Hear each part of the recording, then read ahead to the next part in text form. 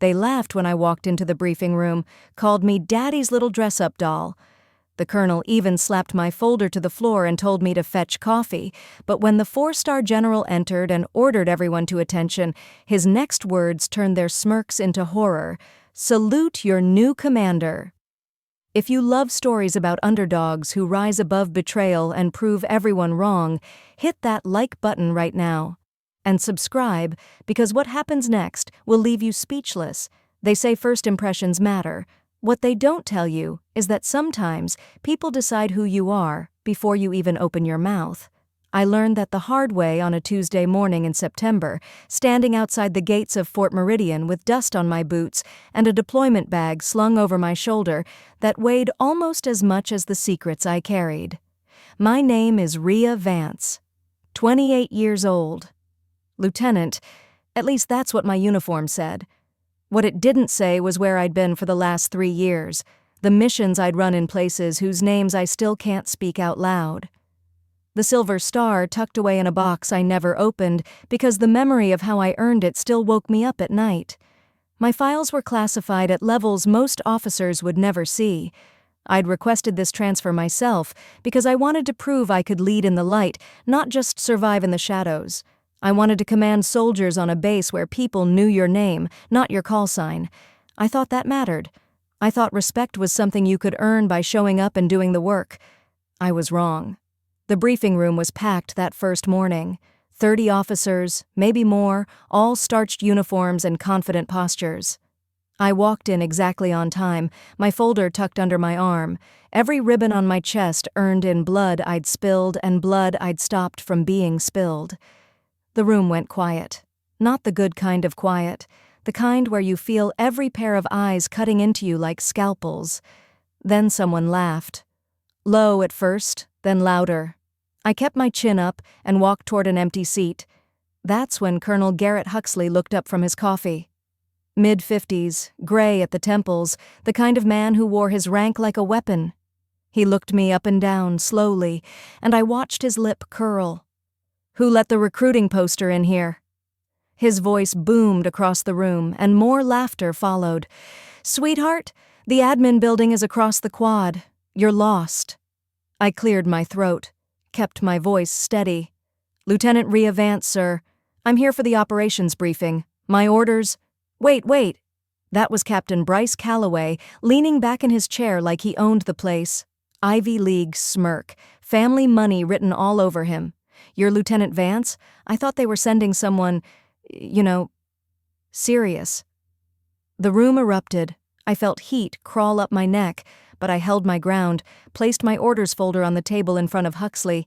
He picked it up, barely glanced at the first page, then looked at me with something close to disgust. And then he did it. He slapped the folder against the table so hard the papers exploded into the air and scattered across the floor like wounded birds. "You want to be helpful?" His voice was ice and venom. "Coffee. Black. 2 sugars for Calloway. Now." The laughter was deafening. I stood there, frozen for just a second, feeling 30 pairs of eyes on me.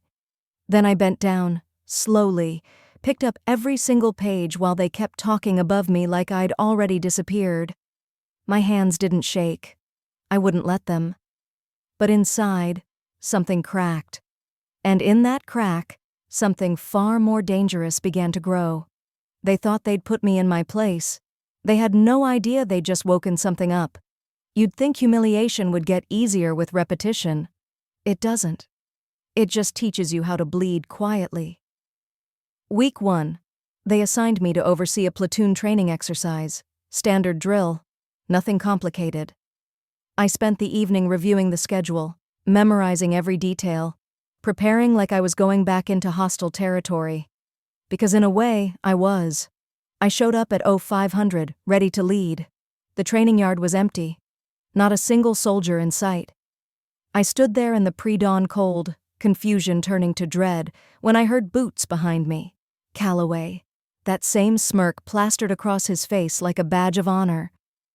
"Looking for your platoon, Lieutenant?" He tilted his head, fake sympathy dripping from every word. "Didn't you get the updated schedule?" "Oh wait, I forgot to copy you on that email. My bad." Already dismissed them an hour ago. He stepped closer, voice dropping. Can't lead if you can't read a schedule, can you? 2 hours later, I was standing at attention in Colonel Huxley's office, except he wasn't sitting. He was pacing, yelling. His door was wide open, and I knew that was intentional.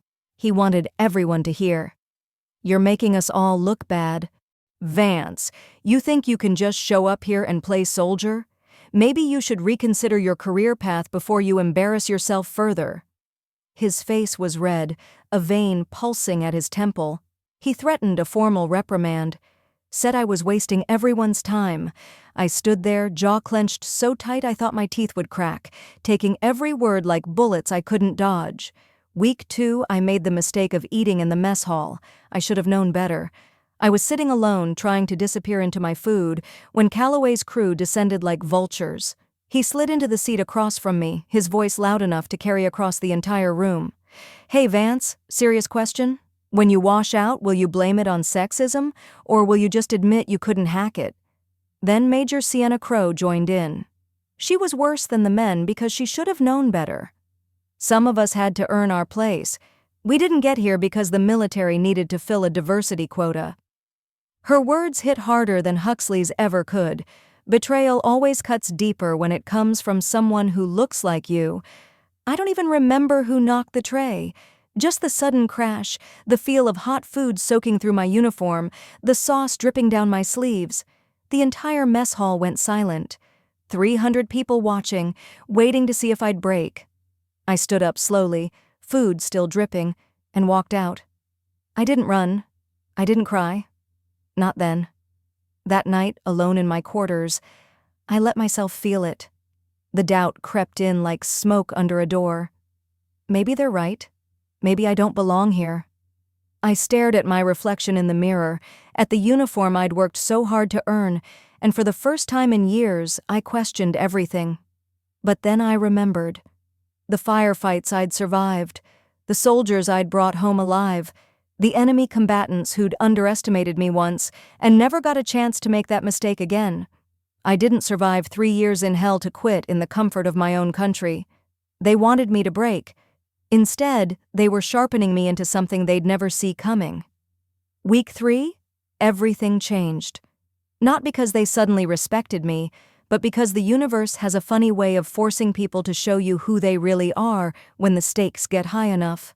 The base received orders for a high-risk training operation in the northern mountains, multi-unit coordination exercise, the kind that could make careers or bury them. Huxley assigned me to logistics, the unglamorous back-end role that gets blamed when anything goes wrong.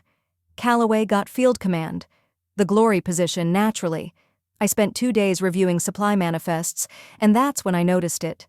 Equipment shortages, missing cold weather gear, radio frequencies that didn't match, small discrepancies that could turn dangerous fast in mountain conditions. I reported it to Huxley. He barely looked up from his desk. Stop making excuses before you even start, Lieutenant. Do your job. That's when I understood. This wasn't incompetence. This was a trap. They were setting me up for a failure so catastrophic I'd have no choice but to resign. Operation Day arrived with clear skies that wouldn't last. I was stuck in the logistics tent, surrounded by clipboards and radios, while Calloway led his unit into the mountains. For the first 2 hours, everything ran smooth. Too smooth.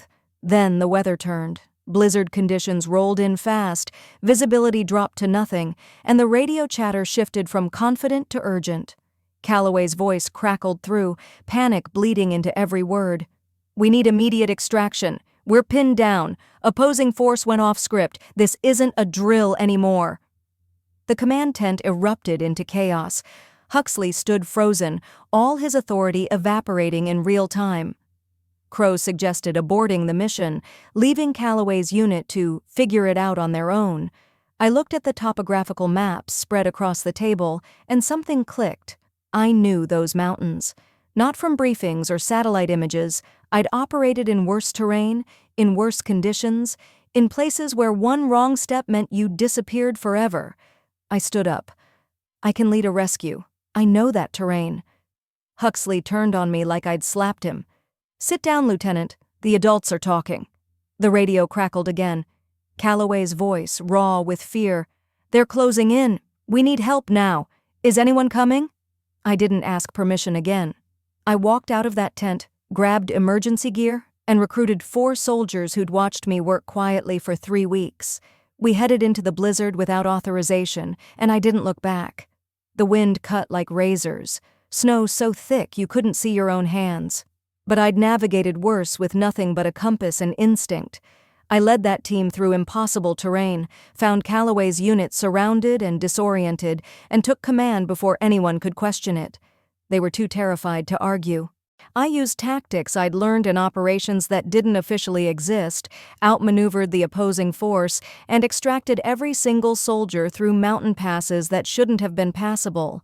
Calloway was injured, couldn't walk. I carried him on my back for the final mile while his blood soaked into my jacket. When we emerged from that blizzard, the entire base was waiting. Medics rushed forward. Huxley and Crow stood there, frozen, watching me set Calloway down gently. He looked up at me, confusion and something like awe in his eyes. "How did you—" I didn't answer, just walked past them into the night, leaving them to wonder who I really was. They were about to find out. The next morning, I woke to loudspeakers blaring across the entire base, emergency assembly, full dress uniform, formation on the parade ground in 30 minutes, no explanation, just orders that felt heavier than usual, like the air before a lightning strike. The rumors started immediately. Inspector General investigation, Pentagon audit. Someone said courts-martial were coming. I got dressed slowly, every button fastened with hands that had stopped shaking years ago. Whatever was coming, I'd face it standing. Huxley looked pale when I saw him in formation, his jaw tight. Crow wouldn't meet anyone's eyes. Even Calloway, still bandaged from the rescue, seemed nervous. 300 soldiers stood at attention on that parade ground, and nobody knew why. Then we heard them. Engines, black SUVs rolling through the gates with an authority that made even the sentries stand straighter. The vehicle stopped at the edge of the parade ground, and when the door opened, my heart recognized him before my mind could catch up. 4-star General Matthias Cole, the man who'd built modern special operations from the ground up, a living legend who didn't waste time on routine base visits. He stepped onto the parade ground in full-dress uniform, ribbons covering his chest like armor made of memory. "Attention!" someone barked, and 300 bodies snapped into position as one. The general walked slowly down the ranks, his eyes sweeping across faces, measuring, evaluating. Then he stopped, directly in front of me. The silence was so complete I could hear my own heartbeat. He stared at me for what felt like an eternity. Then, loud enough for everyone to hear, "At ease, everyone, but remain standing." He turned to Huxley, who looked like he might be sick. "Colonel, do you know who this officer is?" Huxley's voice cracked slightly. "Lieutenant Vance, sir. Recent transfer." The general's expression didn't change. "Her full designation, Colonel." I watched Huxley's face as the general pulled out a folder, the same folder Huxley had slapped to the floor 3 weeks ago. He handed it over. "This is Major Rhea Vance, Silver Star recipient. 3 classified operations in hostile territory. She led counterinsurgency teams with 0 friendly casualties, personally neutralized high-value targets that kept our nation safe while you were sitting in air-conditioned briefing rooms." The color drained from Huxley's face. I could see Calloway in my peripheral vision, his mouth slightly open. Crow had gone rigid. General Cole turned back to the formation, his voice carrying like thunder. "Major Vance requested a conventional command posting to transition from special operations. I approved it personally because I knew she'd earned the right to lead in the daylight, not just in the dark." He paused, letting that sink in. "As of this moment, Major Vance is your new base operations commander. She will oversee all field training and mission readiness." He pivoted to face me, and I saw something in his eyes. Pride, maybe, or vindication. "Major, take command." My voice came out steady, stronger than I'd heard it in weeks. "Yes, sir." "Everyone," the general commanded, his voice absolute. "Salute your new commander." 300 hands rose as one, sharp, precise. Among them, Huxley, Calloway, and Crow, their faces twisted with shock and humiliation, forced to render the respect they'd denied me for weeks. I returned the salute, crisp and earned, feeling every second of mockery transform into this single moment. They'd called me just a girl in uniform. Now they'd salute me every single day. The general left me standing there in command, with 300 pairs of eyes locked on me, some curious, some respectful, some still processing what they'd just witnessed. I let the silence hang for a moment, let them wonder what kind of commander I'd be. Then I spoke. "I don't care who underestimated me," I said, my voice carrying across the parade ground. "I don't care who doubted me. What I care about is getting this base mission ready. Those who want to stay and be part of something excellent, stay. Those who can't follow leadership regardless of who it is, request a transfer. Dismissed." They dispersed quietly, but I felt the shift. The atmosphere had changed. Respect isn't given, it's proven, and I'd just proven mine in front of everyone who'd laughed at me. Within an hour, Huxley was standing in my new office, the one that used to be his. He looked smaller somehow, diminished, all that arrogance stripped away. I didn't yell, I didn't gloat. I just looked at him across the desk and spoke quietly. "You slapped my orders to the floor. You humiliated me publicly. You tried to sabotage my career before it even started here." I slid a document across the desk, "But you also made me sharper, made me remember why I don't need anyone's permission to be excellent. Transfer request approved, effective immediately." He opened his mouth, closed it, then took the paper with shaking hands. He left without a word. Calloway came next. I reassigned him to logistics, the same position he'd mocked, the same role he'd set me up to fail in. "You'll learn what real leadership looks like from the ground up," I told him. "You'll work twice as hard as you've ever worked, and maybe, just maybe, you'll become the officer you should have been all along." Crow was different. She'd betrayed not just me, but every woman who'd come before us and everyone who'd come after. I filed a formal reprimand for fostering a hostile work environment. "I won't sabotage you," I said when she stood in my office, trembling. "But I won't protect you from your own reputation either. You made your choices. Now live with them." The weeks that followed were transforming. I rebuilt that base from the inside out, implemented new training protocols I'd learned in the field. Soldiers who'd once doubted me started seeking my mentorship. Training scores climbed. The culture shifted, slowly at first, then like an avalanche. Respect stopped being about gender or connections. It became about merit, about showing up, about doing the work. 3 months in, Calloway knocked on my office door. He looked different, leaner, humbler. There were shadows under his eyes that came from honest exhaustion, not hangovers. "Major," he said quietly, "I owe you an apology. A real one." His voice cracked. "I've never worked harder in my life, and I've never learned more. Thank you for not giving up on me when I deserved it." I studied him for a long moment, watched him stand there, vulnerable in a way the old Calloway never could have been. "Apology accepted," I said finally, not because he deserved forgiveness, but because growth, real growth, deserves acknowledgement. That night, I stood at my window overlooking the parade ground where everything had changed, where I'd gone from invisible to undeniable. They hadn't believed in me, but I'd never needed them to. I'd believed in myself, and sometimes that's the only belief that matters. 1 year later, I stood on the same parade ground where General Cole had changed everything. Fort Meridian had just been awarded the National Excellence Award for operational readiness. The ceremony was over, the speeches done, and now it was just me and the early morning sun painting the drill field gold. New recruits were arriving today. I could see them through the gates, nervous and hopeful, their futures written in the uncertain way they carried themselves. Among them, I noticed more women, young officers with fire in their eyes and determination in their spines. They walked through those gates differently than I had a year ago, not because the world had changed overnight, but because someone had kicked the door open a little wider. I'd like to think I had something to do with that. They called me Just a girl in uniform. Like those words could summarize everything I was, everything I'd survived, everything I'd become. They thought my ribbons were decorations, pretty little pieces of fabric pinned to my chest for show. They didn't know each one was a declaration, a testament to nights I wasn't sure I'd survive, to decisions I'd made when there was no right answer, only the least wrong one. They didn't know because they never asked. They'd already decided who I was the moment I walked through the door. That slap. The one that sent my papers scattering across the briefing room floor while 30 people laughed.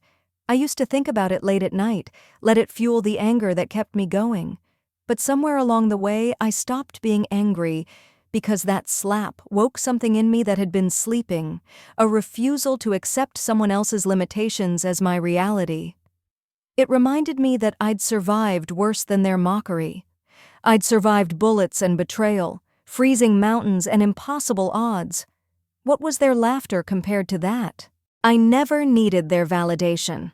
That's the truth I wish I'd understood from the beginning. Their belief in me was never the requirement. My belief in myself was.